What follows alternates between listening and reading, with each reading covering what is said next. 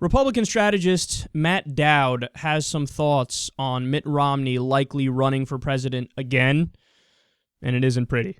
Right now, Mitt Romney leads. How long that will last is anybody's question. To me, it's an amazing, disparate field of so many people that have run before. It makes me think of the late, great Morris Udall from Arizona's famous quote where he said, presidential ambition is a disease whose only cure is embalming fluid. And I'm just amazed at how many candidates, Hillary Clinton, Mike Huckabee, Santorum, Mitt Romney, all these people have run before who want to try it again. Okay, but look at Mitt Romney, and you saw him sort of lay out where he would go with this if he does it.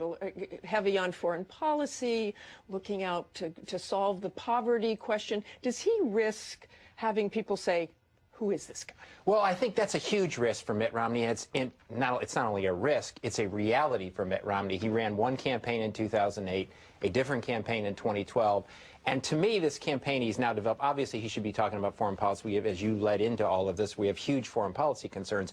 I think it's very problematic for Mitt Romney, who has car elevators, to run a campaign on poverty. I think you want to be authentic and genuine on it, and that's not to say wealthy people can't talk about those issues. It's difficult. Bringing up Mitt Romney's car elevators. Oh, that's a progressive talking point. Ouch. That shit that we were saying the last time he ran for president. He's like, seriously, dude, you're going to talk about poverty? You have fucking car elevators, and you're going to talk about poverty? That's what you're going to talk about? How about getting rid of your goddamn car elevators and donating more money to charity? How about that for a radical idea? How about that for attempting to eliminate poverty? Oh, this guy is a GOP strategist, and he's saying this. And Matthew Dowd is up the anus of the establishment. He's always been, and he always will be. So here we have a guy that represents the elite. And he's like, yeah, Mitt Romney, how about no? Mitt, who are you kidding, man? Even people who otherwise are inclined to be in your favor are looking around now and going, dude, step aside, your time has passed, your time never came. The bottom line is you're an establishment puppet, and there's not enough of a makeover in the world that would make people think, oh, he really cares about the average American.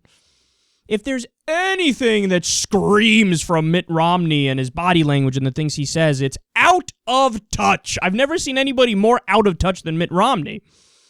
It turns off everybody, man. But people don't realize that even the base of the Republican Party, albeit they're very crazy, but there is a very strong populist feeling that they have. Now, granted, their solutions are essentially anti-populist, right?